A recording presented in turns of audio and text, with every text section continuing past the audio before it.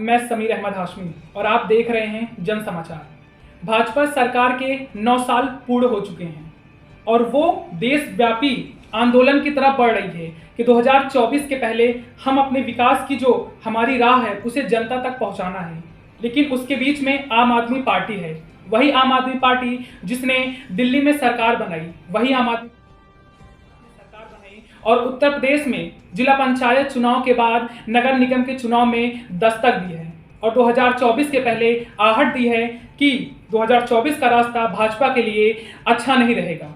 इस वक्त बातचीत करने के लिए हमारे साथ उत्तर प्रदेश आम आदमी पार्टी के महासचिव जी मौजूद हैं, दिनेश जी। सर, आपका बहुत बहुत स्वागत है।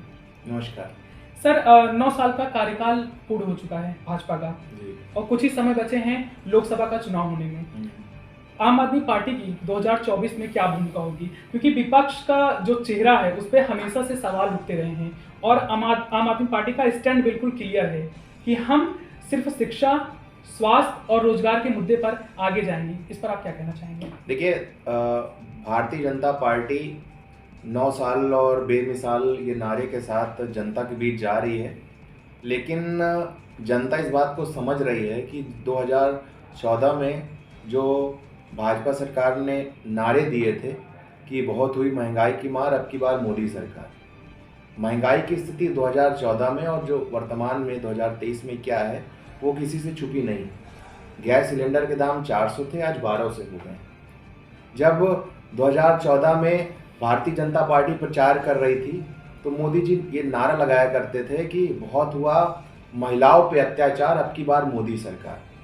जब महिलाओं पे अत्याचार की बात आती है, आप तमाम आंकड़े उठा के देख लीजिए, महिलाओं पे इतने ज़्यादा अत्याचार हो रहे हैं वो किसी से छुपे नहीं हैं। सुबह आप समाचार पत्रों को खोलिए तो पता चलता है कि पूरे समाचार पत्र महिलाओं के अत्याचार से भरे पड़े हैं। जब चुनावी वादे 2014 की बात आप करेंगे या फिर 2019 की बात आप करेंगे तो जनता से जुड़े तमाम इन्होंने घोषणा की, किसानों के लिए हम ये करेंगे, किसानों की आय दुगनी करेंगे।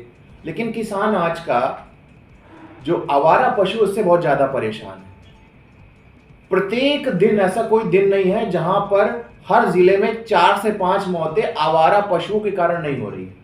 रात रात भर जो हमारा किसान है वो जगता है जिससे कि उसकी फसल बच पाए, और जब दिन में जब कोई राहगीर सड़क पे चलता है तो उसको पता नहीं होता किस ओर से कोई आवारा पशु आएगा, उसको टक्कर मार देगा और उसकी दुर्घटना में उसकी मौत हो जाएगी या फिर काफी गंभीर रूप से वो दुर्घटनाग्रस्त हो जाएगा।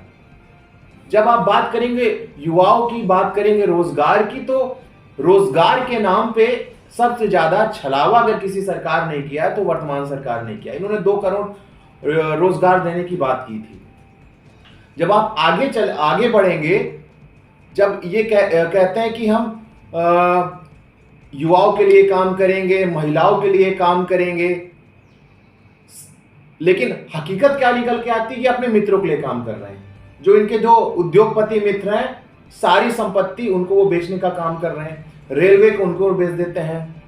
हवाई जहाज, जो हमारे हवाई अड्डे हैं, वो अपने उद्योगपतियों को बेचने का काम कर रहे हैं। पोर्ट, बंदरगाह, वो अपने उद्योगपतियों को बेचने का काम कर रहे हैं।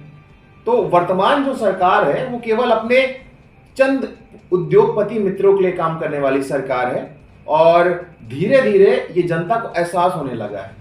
लेकिन जिस तरीके से चुनाव के दौरान ये हिंदू मुस्लिम करने का प्रयास करते हैं जिससे जनता भ्रमित हो जाती है, कर्नाटक में भी इन्होंने हिंदू मुस्लिम करने का प्रयास किया, लेकिन कर्नाटक की जनता भ्रमित नहीं हुई। उन्होंने जो बुनियादी सवाल है शिक्षा, स्वास्थ्य, रोजगार, उस पर वोट किया और इनकी धर्म की राजनीति को नकार दिया। तो 2024 में भी काम पर और जो जनता की जो बुनियादी जरूरतें हैं उस पर वोट करेगी और 2024 में देश में एक नए परिवर्तन की लहर आएगी और जो जुमला जीवी लोग हैं, जो फोटो जीवी लोग हैं, जो कैमरा जीवी लोग हैं, उसको देश की जो जनता है वो बाहर निकालने का काम करेगी। जी, आपने यहाँ जिक्र किया 2 मित्रों का जी, क्योंकि हिडनबर्ग की जो रिपोर्ट आई थी उसके बाद आम आदमी पार्टी एकदम प्रखर होकर सदन में उसने हंगामा किया और वहां से एक नारा दिया, मोदी अडानी भाई भाई देश बेचकर खाई जी। मलाई। उसके बाद अभी सुप्रीम कोर्ट की जो कमेटी बनी थी उसने अडानी को क्लीन चिट दे दिया है। और भाजपा का इस पे कहना है कि आम आदमी पार्टी सिर्फ इस पे गंदी राजनीति करती है, जो कि असल मायने में ऐसा होता नहीं। देखिए, सुप्रीम कोर्ट ने अभी कोई क्लीन चिट नहीं दी है, अभी उस पर जांच चल रही है। जो कमेटी बनी थी उसमें उन्होंने ये कहा है कि जो मुद्दे आप लोग उठा रहे थे, इसमें इन्होंने भ्रष्टाचार किया है, इसमें जो शेयर्स वाला मैटर था उसमें सुप्रीम कोर्ट ने उनको क्लीन चिट दी है, ऐसा देखिए, दो से तीन चीज समझ लीजिए कि सदन के अंदर आम आदमी पार्टी ने मुखरता से इस बात को रखा। जो उस रिपोर्ट में जो सवाल उठे, उस सवाल का जवाब आज तक ना भारतीय जनता पार्टी दे पा रही है, ना केंद्र सरकार दे पा रही है। तो आने वाले दिनों में इसको लेकर के हम आगे भी कुछ ना कुछ कार्यक्रम करेंगे, जिससे कि जो भारतीय जनता पार्टी की जो नीति है उद्योगपतियों के लिए काम करती है, वो हम जग जाहिर कर पाए, आगे भी करते रहेंगे। आपसे एक अंतिम प्रश्न करना चाहेंगे, क्योंकि दिल्ली में सुप्रीम कोर्ट का जो स्टेटमेंट आया उन्होंने कोट किया कि दिल्ली में चुनी हुई सरकार है और जो ट्रांसफर पोस्टिंग का मामला आता है वो दिल्ली की सरकार को देना चाहिए। वो सुप्रीम कोर्ट ने दिल्ली सरकार को दे दिया, दिल्ली सरकार एक्शन में आती है, उसने काम करना भी शुरू कर दिया। लेकिन रात के 11 बजे के करीब सरकार ने एक अध्यादेश लाया जिसमें फिर से एलजी को पावर दे दी गई है। तो क्या आपको लगता है कि सरकार ये सारी चीजें जानबूझकर कर रही है? देखिए, दिल्ली की जनता ने 3 बार इनको नकारा, भारतीय जनता पार्टी को 3 बार दिल्ली की जनता ने नकार दिया, एमसीडी में भी नकार दिया। अब भारतीय जनता पार्टी कोशिश ये कर रही है कि जो मैंडेट उनके विरोध में मिला है उसको कैसे कब्जा किया जाए एलजी के माध्यम से। एक लंबी लड़ाई, 7 से 8 साल की लड़ाई थी कि जो हमारे अधिकार हैं वो हमको मिलने चाहिए। वो अधिकार हमको सुप्रीम कोर्ट के माध्यम से मिले।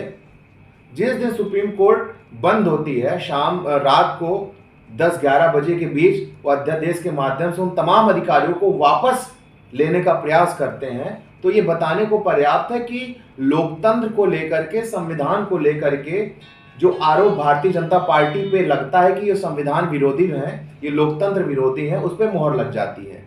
इस मुद्दे को लेकर के आम आदमी पार्टी के जो राष्ट्रीय संयोजक हैं और दिल्ली के मुख्यमंत्री हैं अरविंद केजरीवाल जी, पंजाब के जो मुख्यमंत्री हैं भगवंत मान जी, आम आदमी पार्टी के राज्यसभा सांसद और उत्तर प्रदेश के प्रभारी श्री सांसद संजय सिंह जी हैं, राघव चड्ढा जी हैं, आतिशी जी हैं, तमाम हमारे जो वरिष्ठ नेता हैं हर स्टेट में जा करके वहाँ के मुख्यमंत्री से मिल रहे हैं, वरिष्ठ नेताओं से मिल रहे हैं और हम समर्थन जुटा रहे हैं कि राज्यसभा में भाजपा बहुमत में नहीं है, लोकसभा में भाजपा बहुमत में है, लेकिन राज्यसभा में भाजपा बहुमत में नहीं है।